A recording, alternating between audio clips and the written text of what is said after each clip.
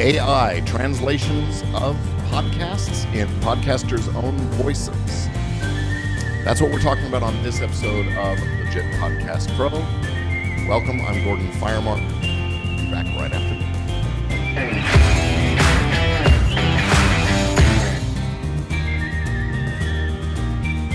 I'm going to turn off that music. There we go.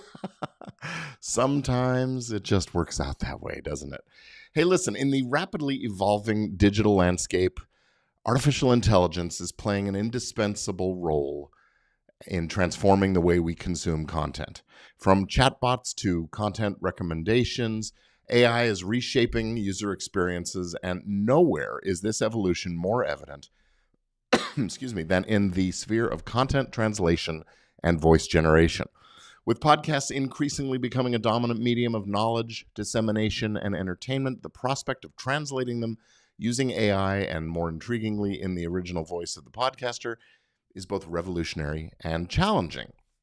I'm Gordon Firemark, the podcast lawyer, and this is Legit Podcast Pro, where I aim to help creatives and business minds in the podcasting sphere to cover their legal bases and safeguard their creations.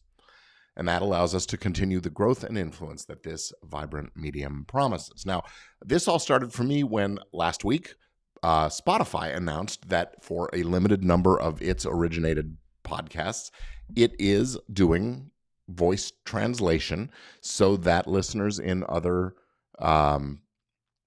countries who prefer other languages can get the show in the sound of the actual host's voice.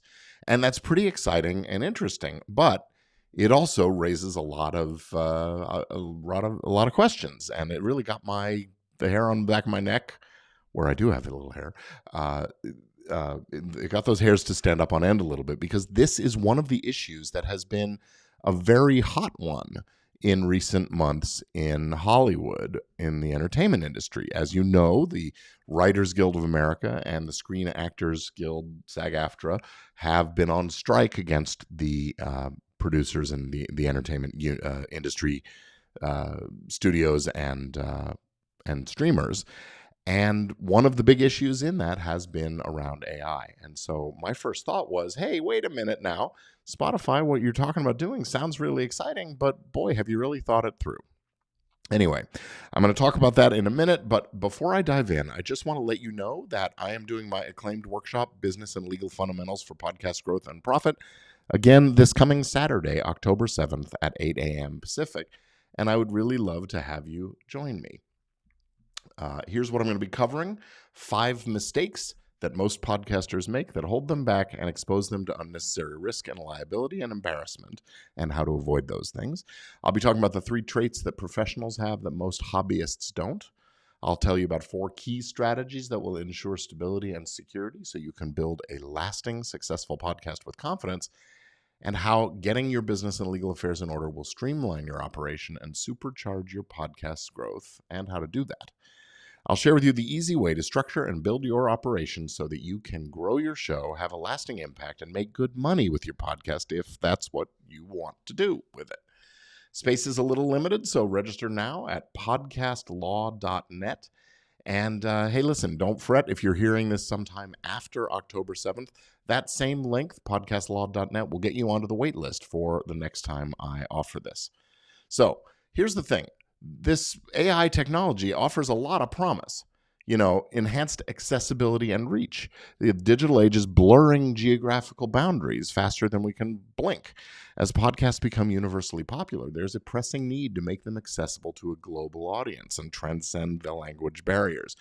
AI-powered translations offer the promise of allowing non-native listeners to enjoy content in their preferred languages, ensuring that knowledge and entertainment know no boundaries. That's exciting. It's also cost efficient. Traditional translation methods involving human translators and voice artists are really not just time consuming, but also financially draining for content creators. AI translations, on the other hand, offer a quick turnaround time without compromising on the quality or making the process both time and cost efficient. It also brings it a sort of personal touch. When you use an AI to mimic the sound of the original host's voice, you get that hallmark authenticity that radiates from the podcaster's voice and style. AI translations that can retain those original voice qualities ensure that the emotional connection remains intact even when it's in a different language. And this consistency also reinforces the brand identity of the podcaster. The potential for AI to offer real-time translations, especially during live podcasts and broadcasts, that's a game changer. Additionally, if the podcast is supplemented with visual aids or video content, some AI can actually seamlessly synchronize translated audio and video visuals, ensuring a cohesive user experience. But all of this promise is not without its perils and pitfalls, and that's what I want to share with you now.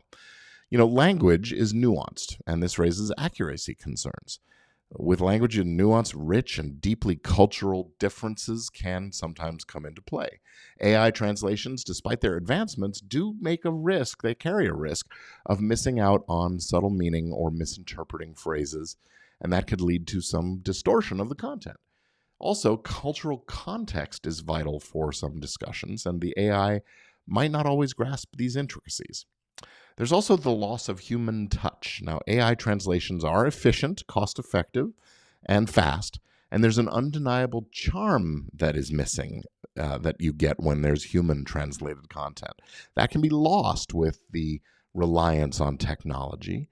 And as AI takes center stage more and more, we might be witnessing a shrinking market for human translators and potential job losses. And honestly, the multilingual capabilities of people may become less valuable.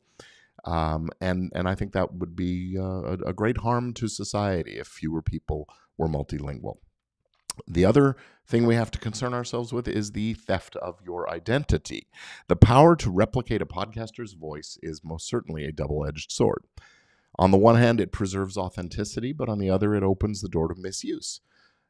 People with not such great motives, malicious entities, might misuse the voice for unauthorized broadcasts, fake news, or scams. This realm also ushers in the era of audio deep fakes, which could have wide-ranging societal consequences. And it's not just audio, it's also video.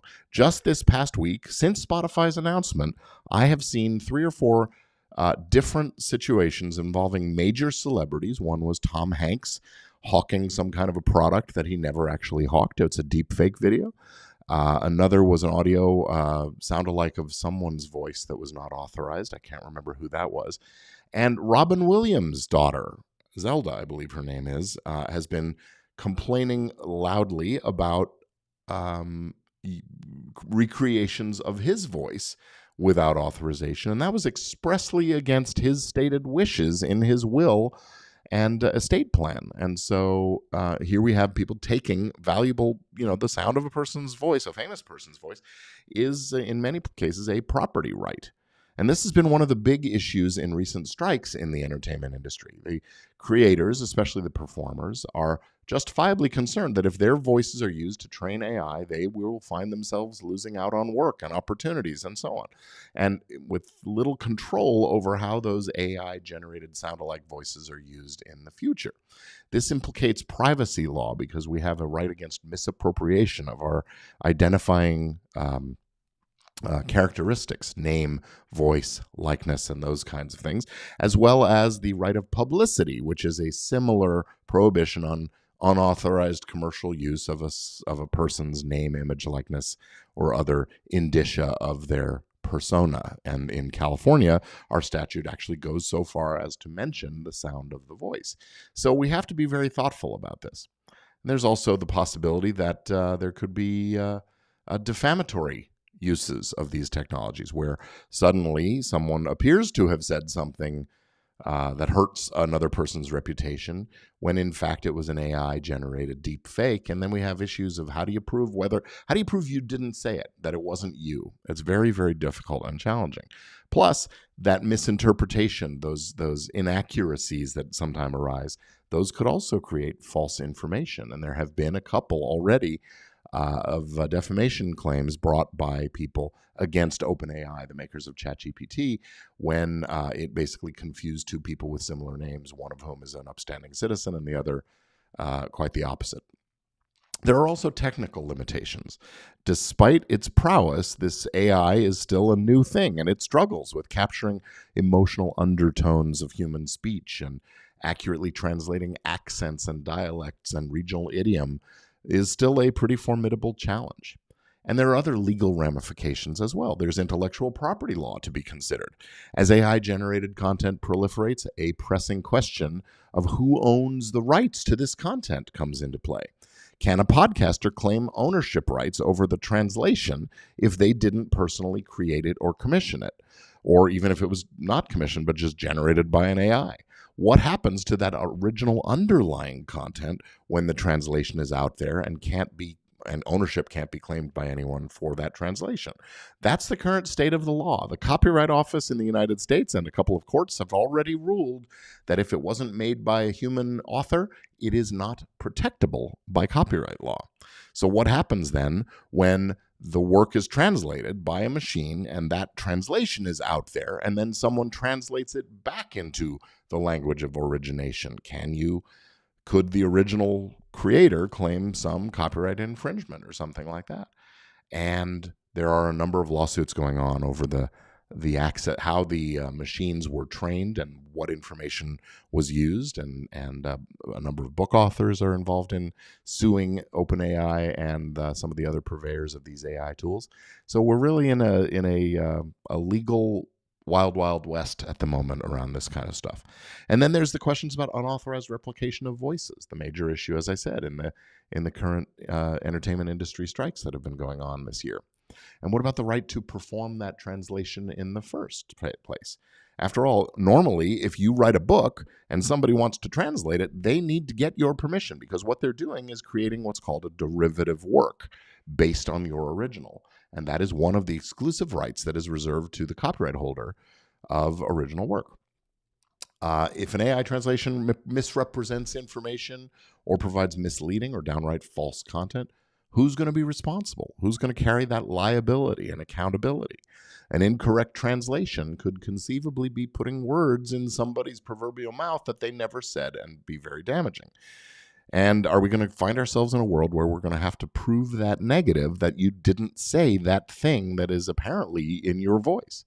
How do you prove it was the machine, right? So determining accountability in this AI ecosystem is going to become a very complex situation that requires a thorough technological as well as legal examination. And I hope that things like the blockchain and things like that may come into play and help us find ways of, guaranteeing security and accountability. There are consent and privacy issues. For AI to effectively replicate a voice, it has to be trained on substantial personal voice data. And the sound of your voice is personal voice data that, in order to be collected, it's supposed to be subject to the privacy laws. Ensuring that it's collected with permission explicitly and that it's stored securely is going to be of paramount importance. Also, privacy concerns extend to listeners who might unknowingly share data with AI-driven platforms. You put your podcast episode out there, there's nothing stopping that listener from grabbing your episode, downloading the file, uploading it for an AI to train, and then knocking off your voice. The training sets for these tools call into question issues like who owns that source material. Did the machine or the owner of the machine or the operator of the machine have permission to use your material in that way? And do they even need that permission? Again, this is some of the subject of some of the lawsuits brought by some of the image libraries against the open AI and Stable Diffusion and some of the other AI tools out there. This will become an issue in audio as well as in the book world, text world. Does the all media clause in a contract, let's say you make a deal with your network that says they have the right to distribute your show in any and all media now known or hereafter devised, does that actually cover this?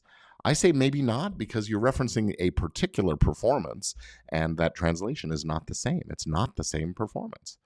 What about regulations and guidelines to come into play? AI is shaping the future of podcast translations, and this signals a need for a good close look at all of these issues. Some of the existing laws probably don't suffice, and this makes a case for evolving these guidelines and maybe some new laws to specifically address the nuances of AI translations in podcasting. So in conclusion, I'll just say that the promise of AI translations in podcasting and other media is undeniably exciting. It's a journey that's fraught with challenges, though. For podcasters and listeners alike, it is crucial that we strike the balance between leveraging technology and ensuring accuracy, authenticity, security, and accountability. As we navigate this new frontier, it really remains to be seen how this new technology, these tools, are going to reshape the podcast landscape for better or for worse. I personally would love to know your thoughts about all of this, so share them in the comments or DM me on social media or create your own episode and send me a link. And I would love to know what you think. But that's going to be it for this episode of Legit Podcast Pro. Please don't forget now to register for my upcoming business and legal fundamentals workshop for podcast growth and profit. Visit podcastlaw.net right now. And I'll say thanks for tuning in. I am Gordon Firemark, and I'm out. That's it for this episode. See you again next week.